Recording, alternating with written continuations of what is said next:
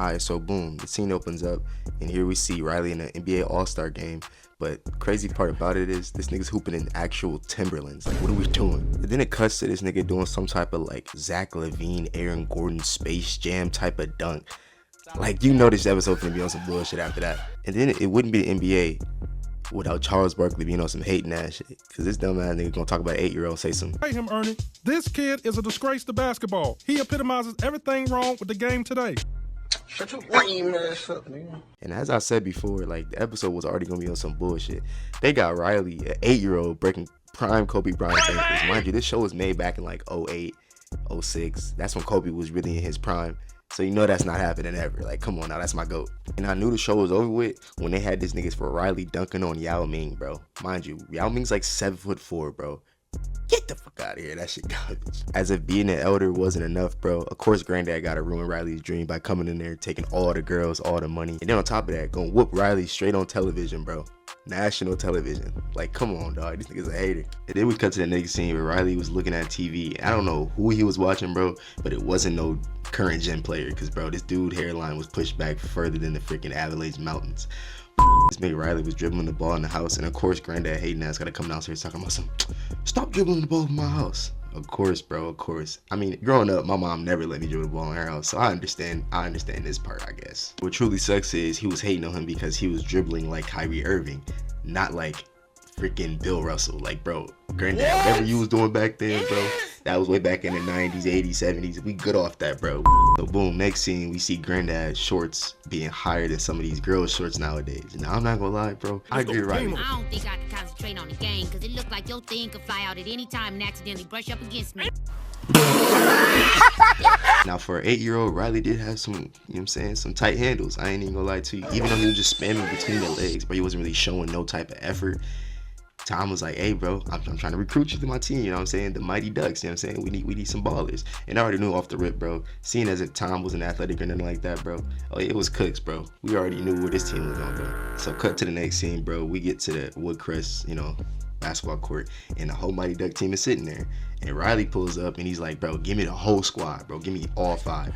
I'll be 1v5 these niggas. Off rip, bro, I'm thinking, oh, he cocky, bro. Ain't no way he finna 1v5 anybody, bro. This dude is 8 years old. It don't matter how many 8-year-olds are against him. He's not 1v5ing. So dude starts cooking up, bro. He putting in between the legs. He crossing motherfuckers up, sham god, everything. I'm thinking, okay, oh yeah, Riley a bucket for sure. Then this dude gonna rage bait the whole stadium by pulling up, throwing the ball back on the ground and saying that. That's all you get for free. What in actual tarnation am I looking at right now? Mind you, I knew he couldn't shoot. I knew it. I was like, oh yeah, the rest of the episode, I'm already knowing he's gonna be trash. He can't shoot. He don't know how to dribble the ball and pass, bro. He's just a pure playmaker on some shit. He ain't on nothing.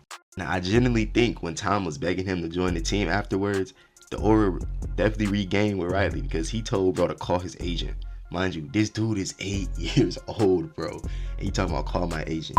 Fast forward to this scene, bro. Actually, Riley gained my respect, bro. He low-key had a mindset of an actual NBA player, bro. He put up in a suit and tie, put up with some nice sunglasses, bro, you know what I'm saying? He got that shit and then he on, told, though. bro, you never called my agent. Tom was like, you an hour late to practice. He was like, bro, you never called my agent. I ain't gonna lie, this nigga moving devious, bro. He moving like an actual NBA player that knows his worth. Even though bro didn't even shoot the ball after, you know what I'm saying, crossing the whole team. But still, y'all get wrong. Somehow, someway, that 8-year-old Riley Freeman got Tom to change the name of the team to the Ballaholics instead of the Mighty Ducks, and also let him pick the jerseys. Now, I ain't gonna lie, but Ballaholics sound tough, you know what I'm saying? It sounds tough. Now, fast forward to the next scene, bro. We see Riley actually get to play, bro. So, boom, he starts off. He over here going on the court, me dribbling the ball, doing all this handling and stuff like that. 30 seconds into the clip, he's still dribbling the ball. Now, I told y'all beforehand, I knew Riley couldn't shoot the ball, bro. I knew it. I was like, yeah, this nigga, he ain't no shooter. This nigga trash. This nigga's so trash. But then, bro, his team is looking at him like, bro, can you pass the ball or shoot the ball, bro? And guess what he did? He decided to put up the shot, and that shit absolutely bricked. I ain't gonna lie to y'all, that shit was less than a brick. That was like an air ball. That was over the board, nigga. It was over with. And then they end up getting cooked 40-0, bro. A montage of Riley just getting absolutely dead on defense, bro. And I knew it was over after that, bro. So just like any 8-year-old, bro, after you have a terrible game, you gonna want to quit. But Granddad gave him a little pep talk, you know what I'm saying? Riley wanted to quit. He's like, nah, you can't quit. The reason why you so bad is you don't practice. Meaning, I'm not gonna lie, bro. His ego is fragile, bro. He does not practice. He thought watching the TV and doing tween dribbles was gonna get him anywhere. So boom, Riley shows up to practice with the Mighty Ducks, or so I say the Ballaholics, and you know what I'm saying. The next scene, I ain't gonna lie, bro. They had bro cooking up right into the scene, bro. It just cut to him being so high up in the air that I thought dude was one of those basketball memes that be showing on TikTok.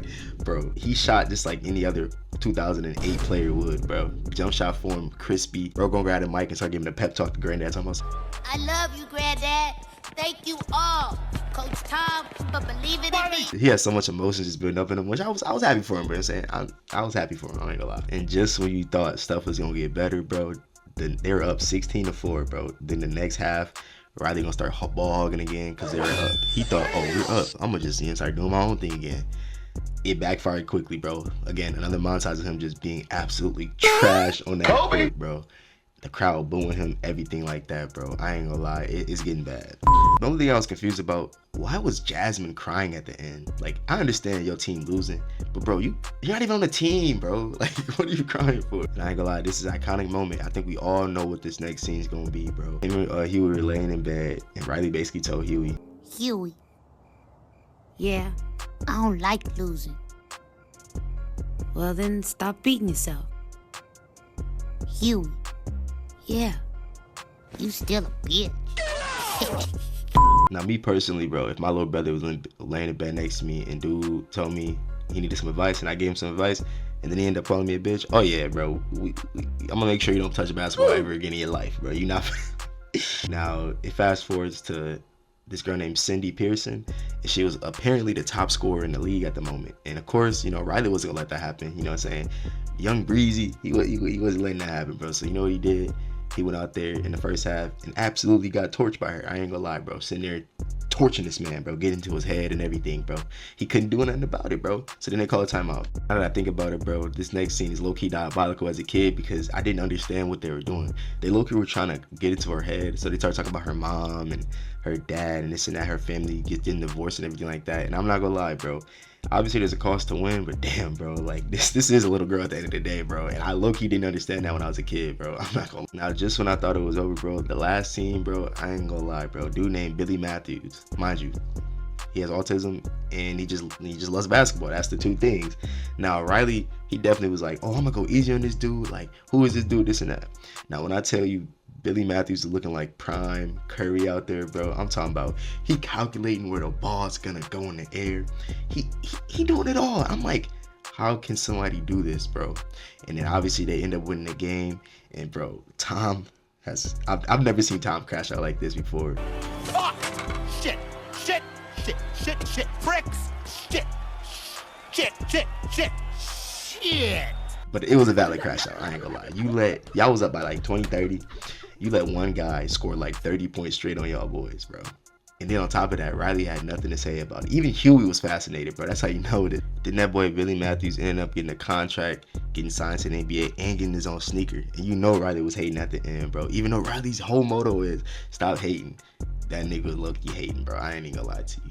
But no, if y'all boys enjoyed this, man, y'all boys go ahead and leave that like, man. I just appreciate all the support lately, man. I'm telling y'all, we going up. Consistency, we gonna be on that grind, bro. And ain't on no stopping. You know what I'm saying? But no, I appreciate y'all boys for watching. Till next time.